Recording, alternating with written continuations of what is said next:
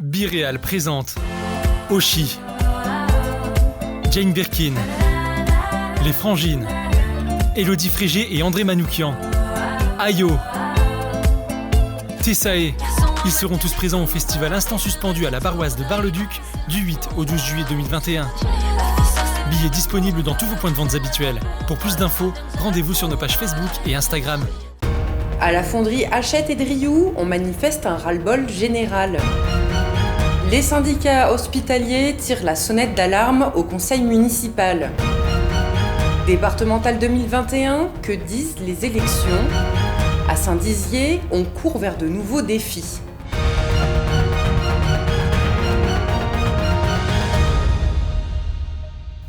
Bonsoir à toutes et à tous et bienvenue dans cette édition du lundi 28 juin et ouvrons ce journal avec cette manifestation aux aciéries Hachette et Drioux de Saint-Dizier. Environ 70 grévistes s'étaient mobilisés devant la fonderie Bragarde aujourd'hui.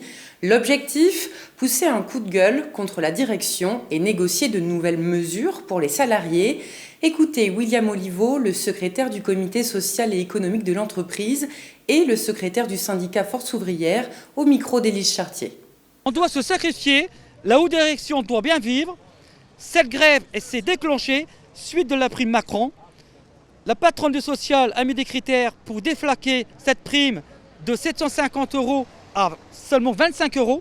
25 € pour le plus, 25 €, c'est tout long, c'est lamentable. Les révocations qu'ils veulent actuellement, c'est la prime Macron 1000 € et peut-être 750 €, mais surtout sans critères. Réintégrer la prime qu'on a perdue en 2017 et la prime qui était en place depuis 1994. Surtout, travailler dans les bonnes conditions, mais de travail, c'est-à-dire pas au niveau sécurité, de travailler techniquement, parce qu'on travaille mal, parce qu'on a un directeur de production qui n'est pas à la hauteur. Et je peux vous dire, il y a même des cadres qui me disent il faut qu'il parte ce monsieur-là. Ils craignent détruire le fonctionnement de la production. Les salariés sont dans l'attente parce qu'on n'a plus d'augmentation de salaire, après les bas salaires. Donc les salariés, le SMIC est à 10,25 €, on n'arrive plus à s'en sortir, on a du mal à vivre, il faut dire le mot. Par contre, dans le groupe SIF, les cadres, certains cadres, vivent très bien, voiture de fonction. S'ils ne me donnent pas quelque chose cet après-midi, lundi, malheureusement, à 4 h du matin, je serai sur le piquet de grève. Et toujours dans cette lancée revendicative, la fusion des hôpitaux de Saint-Dizier fait débat ce soir.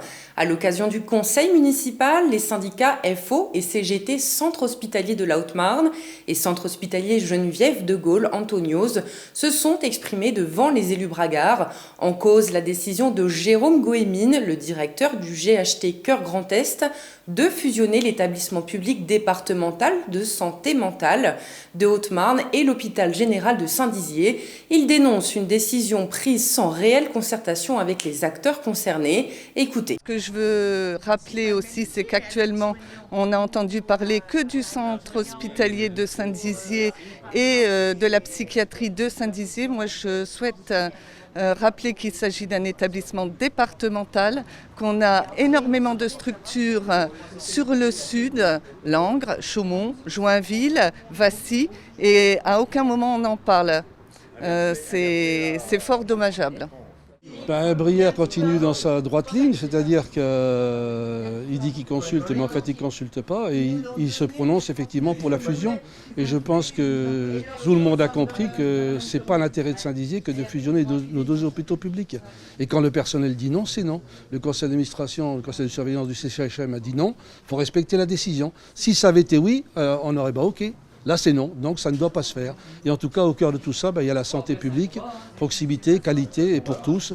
Et je veux saluer le combat courageux de CGT et FO, des deux hôpitaux publics et du personnel, parce que pour la première fois depuis longtemps, on a vu une sacrée mobilisation qui a fait capoter pour l'instant le projet. Mais Brière ne renonce pas, donc ça veut dire qu'il faut rester vigilant. Et les patients, on est concernés par ce qui peut se passer à l'hôpital, et donc il faut être solidaire du personnel. En tout cas, Geneviève Donato et moi, c'est notre cas. 100% avec eux. Ce week-end s'est tenu le dernier tour des élections départementales. Comme à l'échelle nationale, les départements du territoire déplorent un fort taux d'abstention, avec une variation d'à peine 1% entre le premier et le second tour, soit 70% dans la Marne, 63% en Haute-Marne et 64% dans la Meuse. Quels sont les binômes élus sur votre territoire? Quels partis politiques sont les plus représentés? Pour le découvrir, regardez ce reportage de Julien Carret. Ce dimanche sont achevées les élections départementales et régionales. Malgré un taux de participation assez faible, entre 40 et 30% dans la Marne, la Meuse et la Haute-Marne, les électeurs ont exprimé leur voix. En Haute-Marne, nombreux sont ceux à avoir choisi la liste du président sortant, Nicolas Lacroix. Sur 17 cantons, au total, 16 ont été gagnés par la majorité départementale. À l'heure où on se parle, d'abord on a déjà 16 binômes sur 17 qui ont été gagnés par la majorité départementale, les candidats du choix de la Haute-Marne, donc c'est une belle satisfaction. On attend encore effectivement un canton, mais je crois que voilà, le message est passé. Les Haut-Marnais nous ont fait confiance, apprécient notre façon de faire de la politique, notre projet pour le département. Voilà, c'est un bel engagement et on va maintenant se mettre au travail dès demain pour poursuivre et pour mettre en place tous nos engagements qui sont attendus. Les Haut-Marnais nous attendent. Je crois qu'il y a une nouvelle dynamique qui a été créée. On ne doit pas les décevoir. C'est le canton de Saint-Dizier 1 qui fait de la résistance. En effet, il a été gagné par le Rassemblement national, représenté par Laurence Robert de Haut et Michel Caracula à 5 voix près. Du côté de Saint-Dizier 3, la tension était aussi de mise. Au premier tour, seulement 2 voix séparaient le Rassemblement national et l'Union de la droite. Nous finissons avec 60% des voix, alors que le premier tour, nous étions à 31%. Donc vraiment, un grand merci aux électeurs qui se sont encore mobilisés. Aujourd'hui, on pense vraiment que les 6 ans que nous avons menés auprès de Nicolas Lacroix dernièrement, on avait vraiment d'autres choses à accomplir. Et ce nouveau mandat qui se dessine à nous, ce soir, eh bien vraiment, on y est très enthousiaste et nous avons envie de représenter les Hauts-Marnais fièrement et en défendant le territoire du mieux possible. Même ambiance pour le département de la Meuse. La majorité départementale de droite et du centre a remporté 13 cantons sur 17. Elle est donc assurée de garder la présidence du conseil départemental. Moi, je suis très satisfait du résultat. Si j'ai un souhait, c'est que, premièrement, la majorité sortante reste unie, ne se divise pas sur des questions de personnes, ça c'est clair. Et deuxièmement, qu'elle continue le travail qu'on a fait, notamment dans la gestion de la dette, dans le maintien des investissements et dans des politiques novatrices. Un binôme a également créé la surprise, celui de la gauche, représenté par Benoît Degeff et Charline Singler, sur le canton de Bar-le-Duc 1, éliminant ainsi le binôme d'Arnaud Merveille et Nathalie Limousin. On est très satisfait du résultat qui récompense tout le travail qu'on a mené en équipe depuis quelques mois. Et maintenant, on a une très forte responsabilité et on compte bien être à la hauteur d'ici quelques jours. Le Rassemblement national, quant à lui, représenté dans 9 cantons de la Meuse, repart sans rien. Dans la Marne, c'est aussi la déroute pour ce parti, qui était qualifié dans 15 cantons sur 23 au premier tour. Aucun binôme n'a su convaincre les électeurs pour arriver en tête. Le score était un petit peu attendu, donc il n'y a pas une énorme surprise. Maintenant, c'est sûr qu'on espérait le rebond. En tout cas, c'est sûr que le Rassemblement national est présent, il sera présent dans tous les cantons, jusqu'au résultat positif que nous attendons dans les prochaines années. Du côté de Vitry-le-François et de Sermaize-les-Bains, c'est l'Union du centre droit qui a repris la main pour la grande satisfaction des candidats. Je suis conseiller municipal ici à Vitry. Et voilà, les compétences du département m'intéressent particulièrement. Tout ce qui est la santé, la solidarité, tout ce que fait le département pour les collèges, pour un certain nombre de choses, pour les voiries départementales, l'aide aux communes. Donc c'était les compétences qui m'intéressaient et j'avais à cœur de représenter ce territoire. En revanche, le premier parti qui arrive en tête des scores dans les 3 départements est celui des abstentionnistes. Il réalise ainsi 66,27% des suffrages. Passons à l'image du jour. Dans le cadre du festival Renaissance, la ville de Bar-le-Duc se rubalise. Les monuments de la ville se parent de rouge et de blanc grâce au travail d'Aurélien Nadeau. Jusqu'à dimanche, cet artiste plasticien originaire de Bordeaux sera à l'œuvre dans la cité barisienne. Du sport à présent, ce dimanche s'est tenu le trail de Saint-Dizier. 20 années que les sapeurs-pompiers de la ville n'avaient pas remis le couvert. Cette édition 2021 a séduit une centaine de participants. Ouvert à toutes et à tous, l'événement a permis la récolte de fonds pour le Corsica Raid 2022. Laura Boinet a suivi les sportifs. Quelques foulées et des étirements en guise d'échauffement et c'est le top départ. Une centaine de coureurs ont participé ce dimanche matin au trail organisé par les sapeurs-pompiers de Saint-Dizier et l'association Ravel 52. Une course dont le bilan est assez mitigé. On l'a organisé avec 2 objectifs. Un premier, c'est pour essayer de récolter des fonds parce qu'on s'est engagé sur le Corsica Raid l'année prochaine. Donc on essaye de récolter un peu d'argent pour boucler notre budget. Et la deuxième, c'est parce que les pompiers de Saint-Dizier, ça fait plus de 20 ans qu'ils n'ont pas organisé de course. Je pense qu'ils sont tous heureux de reprendre la compétition. Mais moi, j'attendais un peu plus de monde.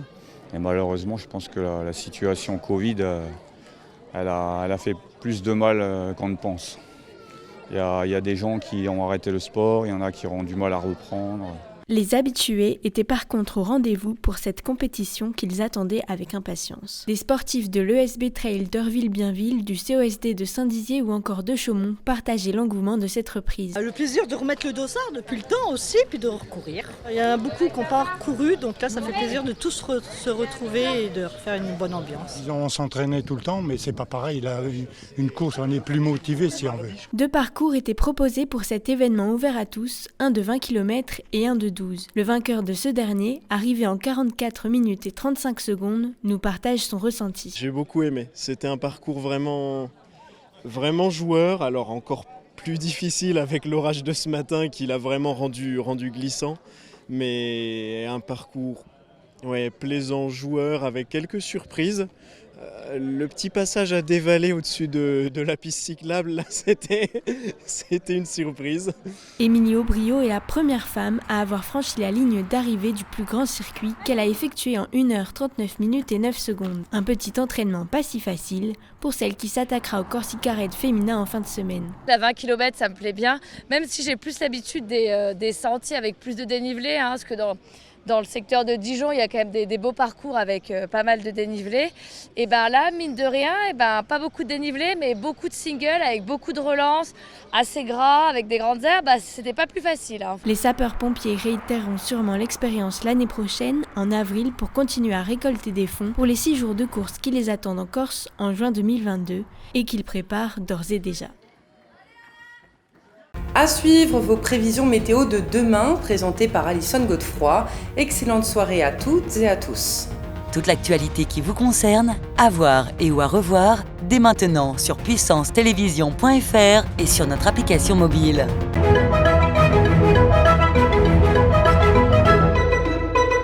Bonsoir à tous, on continue la semaine avec toujours et encore de la pluie. Demain matin, il pleut sur l'ensemble des villes. Côté température, elles seront fraîches avec 12 degrés à Chaumont. Pour l'après-midi, aucune évolution, il fera entre 19 et 20 degrés. Demain mardi 29 juin, nous fêterons les pierres. Très bonne soirée avec Puissance Télévision.